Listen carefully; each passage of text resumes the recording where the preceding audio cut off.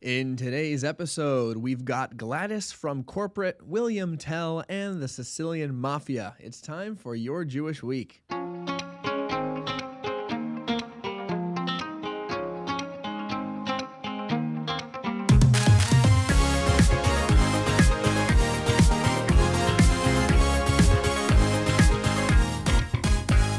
Hey everyone, welcome to Your Jewish Week, the podcast for everything Jewish in the week ahead. I'm Rabbi Davi.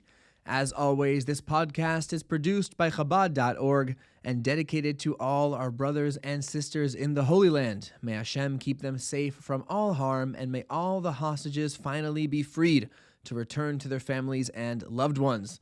Today is Sunday, the 13th of Iyar, and if you happen to be spending Shabbat with my friend Rabbi Wolf in Fairbanks, Alaska, candlelighting will be at 10:33 p.m. Yes, that is not a mistake. Alaska is absolutely crazy, and if you think 10:33 p.m. candlelighting is bad, Shabbat only ends at 2 a.m., which is a fantastic reason never to spend Shabbat in Alaska. Which is why most of you probably won't be there and will have to look up candlelighting by yourselves, but don't worry, it's quick and easy, and it's definitely more convenient than going to Fairbanks. Just go to Chabad.org/times. Starting us off as always with the weekly Torah portion, we've had some tough double parshas these past couple weeks, and we'll have another one next week, but for now, we got a single parsha as a breather, Parshas Emor. Sunday, we start off with the restrictions that Kohanim, the priests who serve in the Holy Temple, need to observe. Their special role in the temple requires them to have an added level of purity. We'll get into all the details of that. Monday, we'll discuss the blemishes that disqualify a Kohen from performing his service. This includes physical deformities like broken bones and boils. We'll also go over the types of impurity that disqualify a Kohen from serving in the temple or eating the consecrated meat of the sacrifices, or as I like to call it, the holy cow. Tuesday, we'll go over the blemishes that disqualify animals from being offered as holy cows, or sheep or goats or bulls, as the case may be. And on Wednesday, we'll pivot to the laws of Jewish holidays. We'll highlight Passover, eating matzah, the Omer offering, counting Sfira, and the holiday of Shavuot. And then the Torah does something funny. It slaps a completely unrelated law right here, in the middle of a completely different discussion. Here's the deal. When you harvest your crops, you're obligated to leave an end of the field untouched. This is called peah. The end would go to the poor people who would come through and harvest it for themselves. Also, if a stalk of grain or two falls out of your hand as you're gathering it, you can't pick it up. You got to leave that there for the poor as well. That's it. Just a single verse about farming-related laws right there, and then on Thursday, we're right back to the high holidays like nothing happened. So why does the Torah stick this random verse about harvesting in the middle of our holiday discussion? You'll have to check out Rashi for that. I won't spoil it for you. Friday, we'll move along to Sukkot and go over the mitzvah of sitting in the sukkah and taking the 4 species, and finally finish with Shemini Atzeret, which is both the 8th day of Sukkot and the birthday of Shmuley Marcus, the frontman of my favorite band, 8th Day, which is actually how they got the name of the band, so the more you know. Shabbat, we'll go over the procedure of lighting the menorah and arranging the showbread in the Holy Temple. Then we'll cap off the parsha with the unfortunate story of a man who blasphemed God and the punishment for blasphemy and injuring others. Parshas Emor contains 124 verses, with memory key being the name Uziel. In the Torah, Uziel was the uncle of Moshe. As always, check out the link in the show notes for more insight into this week's keys. In the Daily Tanya, we left off last week with a very vivid analogy for how much kindness God has shown us. He took us out of Egypt, made us his nation, built the Holy Temple, all that stuff. The idea is that you meditate on God's kindness to you, and you naturally feel moved to reciprocate that kindness back to him. In Sunday's Tanya, the Alter Rebbe is going to address a simple question. How does this meditation work now, when we're in exile and the exodus from Egypt is thousands of years in the past? To answer that, we're going to explore how the Exodus is actually a constant reality even now. On Monday, the Alter Rebbe is going to circle back to exploring God's greatness, which again is really to point out how incredible it is that he personally descends down to this world to liberate us from the Egypt that we face today. That's going to take all the way until Thursday to fully lay out, with Friday and Shabbat kind of pulling it all together and presenting the final point. Moving on to the daily Rambam, you 3-chapter and Sefer HaMitzvos people will be continuing with the laws of marriage, which are often confusing and at times difficult to navigate, just like in actual marriage. Sunday will discuss cases of unclear marriage and betrothal, which can get pretty tangled, and lay out the process of moving from the status of betrothed to married, the wedding ceremony, all that stuff. Monday to Friday, we'll be discussing the rights and responsibilities of marriage, the vast majority of which are from the husband to the wife. This includes providing her food, buying her clothes, and agreeing wholeheartedly that yes, Gladys from corporate is an unmitigated jerk who does not deserve you and should never have said those things, and one of these days she'll get fired and you'll become regional sales manager. And who's going to be laughing then? Huh? Not Gladys, I can tell you that much. She'll be crying. Maybe not crying, but like just sitting there, stone-faced, not laughing, and you will be laughing, and you are a treasure, and let's go have some ice cream. You deserve it. We deserve it. Where was I? Oh yeah, the Rambam. We're also going to discuss the Kesuba, a document which provides for the wife financially, and get into some general details about that kind of financial stuff. Shabbat will begin a new set of laws, the laws of divorce. We'll discuss the circumstances that justify a divorce and the process of writing and delivering the divorce document. In the 1-chapter track, we're continuing with the laws of robbery, starting off on Sunday with an interesting case. What happens if you steal something and then it appreciates, it goes up in value? Do you have to pay the original price or the current one? You'll have to check out the Rambam for yourself to find out. But meanwhile, just to be safe, probably don't steal anything. Or at least not something that's likely to go up in price. Next, we'll discuss the prohibition of buying objects that have been acquired through robbery, and we'll spend an interesting chapter on the laws of flotsam. Flotsam is a fun word because it sounds like it isn't real, but it actually means things that have been swept away by a tide or a river. And that's the case here. What if someone's objects are swept away and you find them downstream? Do you have to return them? Do you not? And this is kind of a preview of next week's Rambam when we'll really get more into the laws of lost objects. And on Friday, we'll explore what happens when you rob someone and they die. Who do you return the stuff to? And on Shabbat, we'll discuss the inverse of Sunday's topic, what happens if you steal something and it goes down in value, it depreciates. What if it wasn't your fault that it depreciated? What if it was? If these burning questions have been keeping you up at night, then this week's Rambam is for you. And as always, if you'd like to learn more about anything you just heard, or if you're ready to join one of the daily study cycles, check out the show notes for links and resources. All right, with the weekly overview done, it's time to take it day by day. First off, as we've been doing since Pesach, we count the Omer every evening after nightfall, working our way up to the giving of the Torah on Shavuot. We've got exactly 3 weeks to go. Sunday, the 13th of Iyar, marks the yahrzeit of the Rebbe's brother, Rabbi Yisrael Aryeh Leib Schneerson, in 1952. Rabbi Yisrael Aryeh Leib was a brilliant mathematician and all-around genius who was already giving classes to adults as a young kid. Like the Rebbe, he was born in Nikolaev and later emigrated to Israel and then to Liverpool, England, which as far as I know is the only city in the world to be named after a pool of livers. Monday, the 14th of Iyar, is the holiday of Pesach Sheni, the second Passover. The year after the Exodus, Hashem instructed the Jewish people to bring the Pesach offering once again on the 14th of Nisan, just as they had the year before.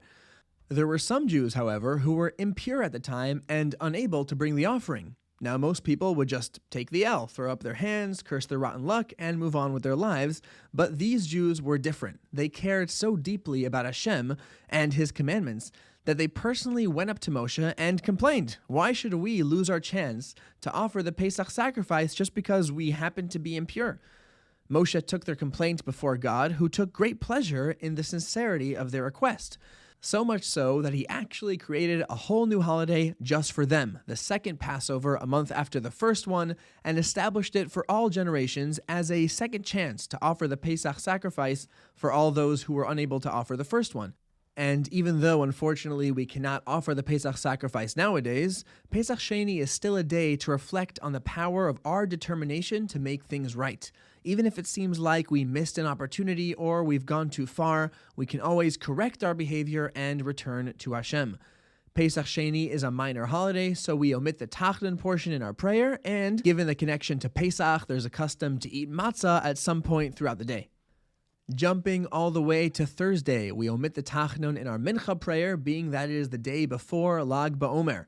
And if you're wondering what Lag BaOmer was, great timing. Friday, the 18th of Iyar, is the 33rd day of the Omer. Now, in Hebrew, the number 30 is represented by the letter Lamed, And the number 3 by the letter Gimel, put those together, and you've got Lag, the 33rd day, Ba'omer of the Omer count. Lag Ba'omer. It's a day of rejoicing and celebration for a couple of reasons. First, and I suppose least importantly, the Sefira restrictions are relaxed, so we finally get to listen to music again. I would love to say it's customary to meticulously curate a massive playlist weeks in advance and then spend every single second of Lag BaOmer listening to it with a single-minded intensity to the point that your friends start to get a little concerned about you, but it isn't. That's just what I personally do. Now, why exactly is Lag BaOmer such a happy day? Well, first of all, as we mentioned a couple episodes ago, the restrictions we observe during the days of Sefira commemorate the 24,000 students of Rabbi Akiva who died during this period. Well, on the 18th of Iyar, Lag BaOmer, the plague finally came to an end. But that's not the only reason for our celebration. Lag BaOmer is also the yahrzeit of Rabbi Shimon Bar Yochai, one of the most prominent figures in the Mishnah and a hugely influential figure in the history of Judaism, particularly when it comes to Kabbalah. Rabbi Shimon Bar Yochai, who's commonly known by the acronym Rashbi, had a lot of colleagues who were all massive scholars in their own right, but by unanimous acclaim, he stood out from them all. He was a league of his own. He taught the hidden secrets of Torah on a scale that nobody had ever seen before.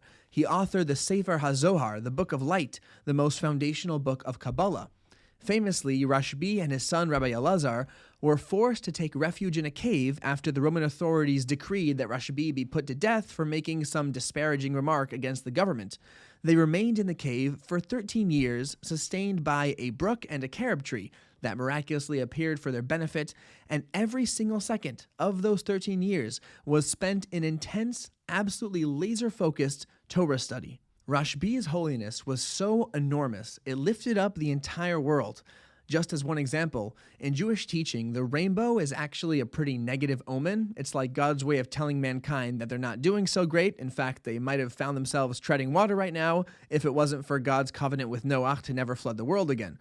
Now, this sounds a little confusing because rainbows are a fairly straightforward optical phenomenon, and the Rebbe actually gives a fascinating explanation on this, but it's not for now. What is relevant now is that for Rabbi Shimon Bar Yochai's entire lifetime, a rainbow was never once seen in the sky.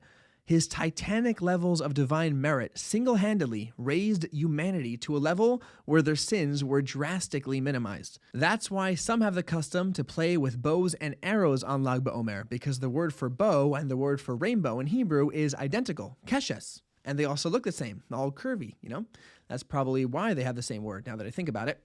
Anyway, on the last day of his life, Rabbi Shimon Bar Yochai experienced a surge of godly inspiration that dwarfed anything he ever felt before. On that day, he shared a unique set of Kabbalistic teachings with his students and instructed them to celebrate the day of his passing, which he referred to as the day of my rejoicing, as a happy day. Today, Jews everywhere light bonfires and dance to celebrate Rabbi Shimon Bar Yochai and his contribution to Judaism.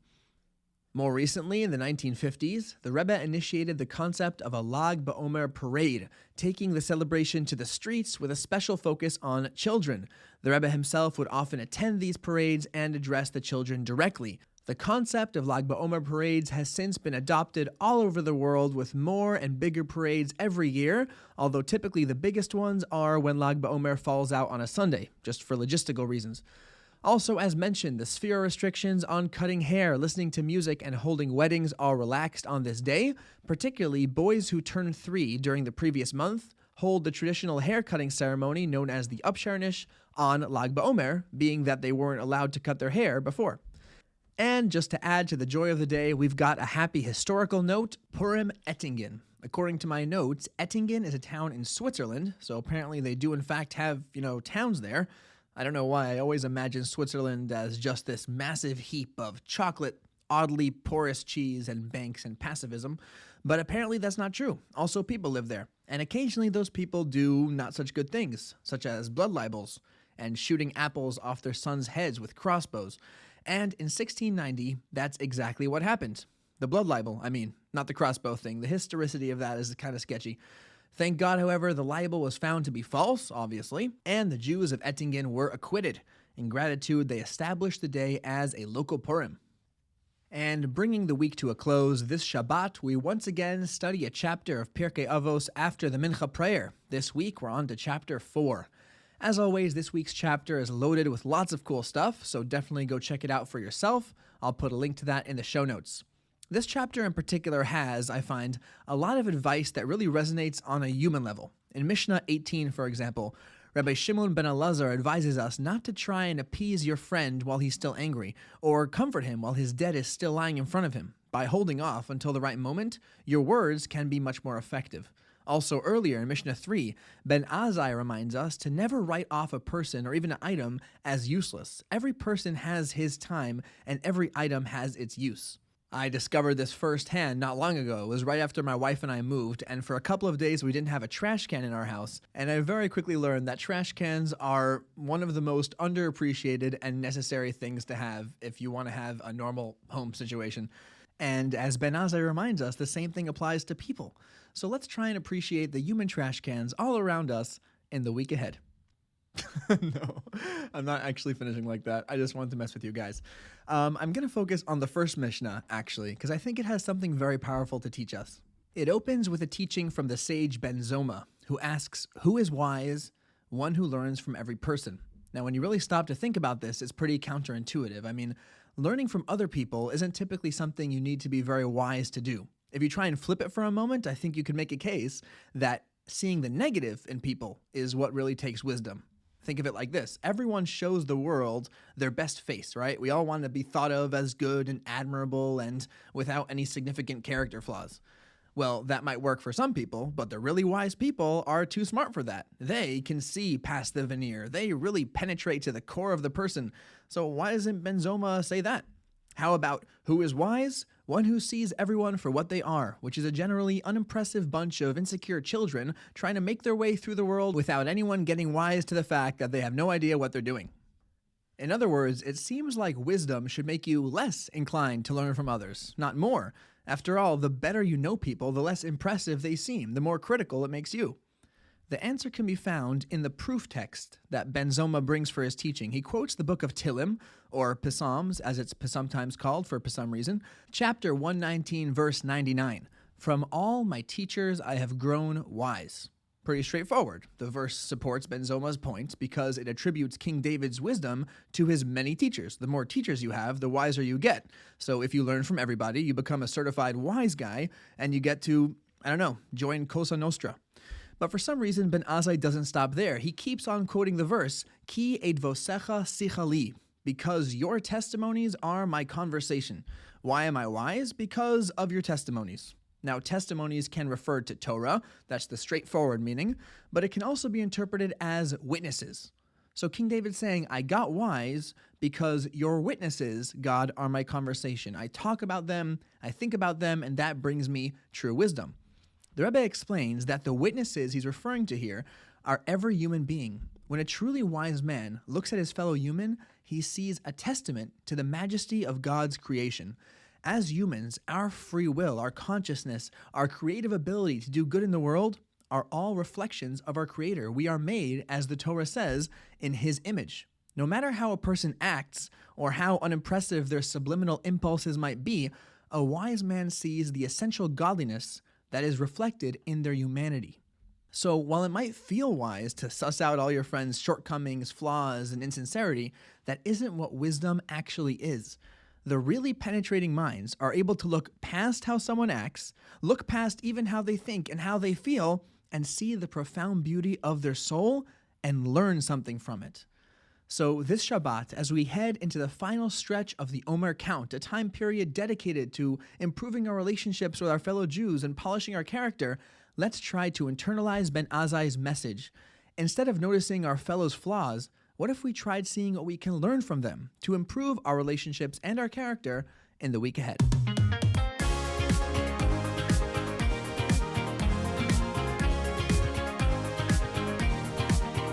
Your Jewish Week is produced by Chabad.org, written and recorded by me, Rabbi David Paltiel. Theme music by Levi Gloshak.